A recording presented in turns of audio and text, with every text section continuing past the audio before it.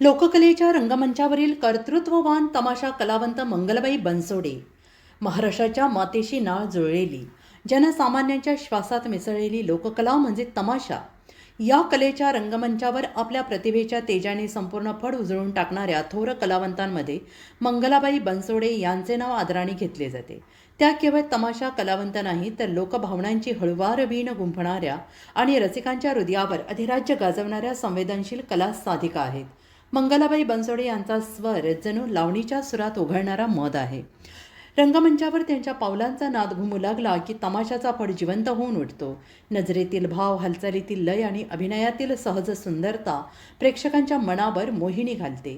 त्यांच्या प्रत्येक सादरीकरणातून लोककलेवरील निष्ठा, परंपरेचा सन्मान आणि कलेप्रती असलेली तळमळ स्पष्टपणे जाणवत असते. लोककलेला केवळ मनोरंजनापुरते मर्यादित न ठेवता समाजाच्या भावना, व्यथा आणि आनंद यांचे प्रतिबिंब रंगमंचावर साकारण्याचे कार्य मंगलाबाई बनसोडे यांनी आपल्या अभिनयातून सातत्याने केले आहे. त्यामुळेच आजही त्यांच्या नावाला तमाशा विश्वात मानाचे स्थान आहे. आष्टी येथील प्रतिनिधी आदिनाथ ठोंबरे यांनी मंगलाबाई बनसोडे यांची घेतलेली ही छोटीशी मुलाखत त्यांच्या कलाप्रवासाचा, संघर्षाचा आणि यशाचा वेध घेणारी ठरली. लोककलेच्या या तेजस्वी ज्योतीचा प्रवास नव्या पिढीसाठी प्रेरणादायी ठरतो आहे. नमस्कार, मी आदिनाथ. आपण पाहतात अतुल्य महाराष्ट्र न्यूज चॅनल. तमाशाच्या रंगमंचावर ज्यांच्या पावलांनी लावणी जन्म घेते अशा मंगलाताई बनसोडे आज आपल्याबरोबर आहेत. नमस्कार ताई. नमस्कार. तुम्ही या क्षेत्रात कशा आल्या? माझी परंपरा आहे पहिल्यापासून. माझे पंजोबा, आजोबा, माझी आई, मी, माझा मुलगा, म्हणजे 5 पिढ्या होऊन गेल्या. आमच्या खानदानीमध्ये लोकनाट्य तमाशा मंडळ लोकांची सेवा करणं हे आमच्या पहिल्यापासून खानदानीमध्ये आहे.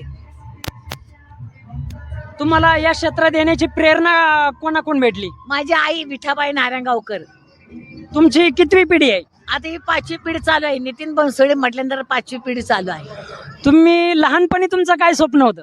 लहानपणी मला वाटत होतं बाबा काहीतरी शिक्षण करावा, वकील, डॉक्टर व्हावा असं वाटत होतं. परंतु माझ्या आईला ऐन वेळेला माझ्या बहिणीने सोडून गेले. माझी बहीण नाहीत, माझ्या आईच्या बहिणीने आईला सोडून गेल्यामुळं माझी आई करता मला माझ्या पायात चाळ बांधावं लागलं. तमाशा ही लोककला आहे, पण आताच्या काळात ती जपणं किती कठीण आहे? आताच्या काळात फार कठीण झालं आहे. काय की सोशल मीडिया, मोबाईल चॅनल, प्रेक्षक तिकडं गुंतलंय. आता जे आम्हाला जे प्रेक्षक येत होतं ना, ते सगळं मोबाईल चॅनलवर गुंतलेलं आहे. त्याच्यामुळं फार कठीण परिस्थिती झालेली आहे. तुमच्या जीवनात तुम्ही पहिला प्रयोग करताना काय अनुभव आला? पहिला माझा प्रयोग पुण्यामध्ये कोंडव कोपरं म्हणून गाव होतं, तिथं मी चाळ बांधला, माझ्या आईने चाळ बांधला. पण मला स्टेजवर गेल्यानंतर एक उत्साह वाटला की लोककला आपण एक शिकावी. माझ्या आईची प्रेरणा घेऊन आणि लोककला शिकून ह्या जनतेची सेवा करावी आणि काही कलावंताचं पोट भरावं अशी माझी इच्छा झाली. श्री म्हणून तुम्हाला काय अनुभव आला या क्षेत्रात?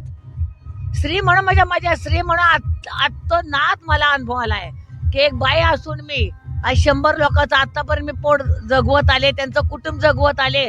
आणि त्यातून माझ्या कलाकार आहेत, त्याच्यापेक्षा मला जनतेने पुष्कळ साथ केली, माझ्या रसिकांनी साथ केली. म्हणून मला जास्त आनंद वाटला ह्या लोककलेचा. एकेकाळी जे रसिक तुम्हाला टाळ्या देतात, पण तेच रसिक एखाद्या वेळेस तुम्हाला अश्रू पण देतात. याच्याकडे तुम्ही कसं बघता?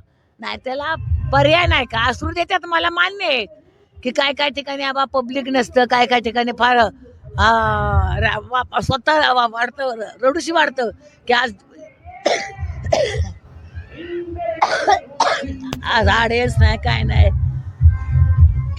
आधी 100 माणसाचं कसं काय जगायचं, काय करायचं, हा विषय डोक्यामध्ये येतो ना. तरी पण अजूनही असं वाटतं की लोककला जपलीच पाहिजे आणि लोककला ही जीवन ठेवलीच पाहिजे. रंगमंचावरील मंगलाताई आणि घरातील साधी मंगलाताई याच्याकडे तुम्ही कसं बघता? फार फरक आहे. माझ्या घरामध्ये तुम्हाला सांगते, माझ्या सुनाबाळ आहेत, नातवंड परतुंड आहेत, शेतीबाडी आहे आपली पोटापुरती. शेतीबाडी आहे, नातवंड आहेत. एक नात माझी डॉक्टर आहे, MD आहे. दुसरा नातू आता इंजिनियरच आहे. तिसरी नात आहे ना, ती आता MPC ला आहे. म्हणजे सगळ्या घरात माझी साबीची पिढ्या सगळे शिकलेले आहेत आणि आनंद वाटतो. थकलेल्या मनाला मंगलाताई स्वतःशी काय बोलते? थकलेल्या मनाला मस्त वाटतं की आता थकले मी, आता माझं 74 वय आहे. मी वयाच्या 7 वर्षापासून नाचले. तुमच्यासाठी दीपक म्हणून तुमच्या कुटुंबातलं कोण उभं असतं? आता दीपक म्हटल्यानंतर माझा नितीन आहे मुलगा आणि माझा थोरला मुलगा अनिल आहे. दोघांमुळे आता मी आतापर्यंत ही कला टिकवली. म्हणजे मी तर केली, मी कला टिकवत आले, परंतु दोघांनी आता सध्या आताच्या काळामध्ये या दोघांचं फार मोठं श्रेय आहे. तुमच्या काळातील तमाशा आणि आत्ताच्या काळातील तमाशा काय फरक वाटतो बरं? आता वेगळं आलं. पहिल्या काळात मी मातीच्या स्टेजवर नाचले, गॅस बत्तीवर नाचले, बैलगाडीत गेले, परत गाड्या आल्या, परत ट्रका आल्या, परत त्या टेम्पो आले, परत आता लक्झऱ्या आल्या. म्हणजे फार फरक आहे पहिल्या आणि आतामध्ये. आता किती लाईट आहे, आता किती डेकोरेशन आहे. आम्ही पहिलं गॅस बत्तीवर तमाशा करायचो आम्ही. आत्ताच्या काही सोशल मीडियाने तुमच्या तमाशावर काही परिणाम होतोय? पुष्कळ होतं परिणाम. म्हणजे सोशल मीडिया काय होतं की पब्लिक तिकीट काढून येऊ शकत नाही, फुकाट पब्लिक येते. आजपर्यंत तुम्हाला महाराष्ट्र शासनाने काही पुरस्कार दिले का?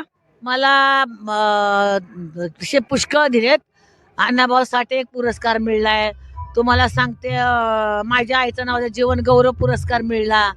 अजून तुम्हाला सांगते विठाबाच्या नावाचा जीवन गौरव परत रामदास गोविंद यांच्या हस्ते वयश्रेष्ठ राष्ट्रपती पुरस्कार पण मिळाला आहे मला. असे तसे पुष्कळ छोटे मोठे पुरस्कार पुष्कळ मिळाले. तुम्हाला ताई शेवटचा प्रश्न विचारतो. महाराष्ट्र शासनाने लाडकी बहीण योजना चालू केली, त्यांना 1500 रुपये देतात. तसं तुम्हाला एखादी योजना चालू करावी असे वाटतं? पुष्कळ वाटतंय की कलावंताला आता हे दिवसेंदिवस तमाशे फळ आता कमी पडलेले आहेत, मागं वळायला लागलेत. त्यांना रसिकांना अजिबात होत नाही, रसिकांचं साथ मिळत नाही. त्याच्यामुळं शासनाने जसं आपण लाडक्या बहिणीला साथ केला तसं तसे तमाशा फड मालक, काय तमाशा कलावंत या लोकांना देखील अशी साथ करावं अशी माझी इच्छा आहे.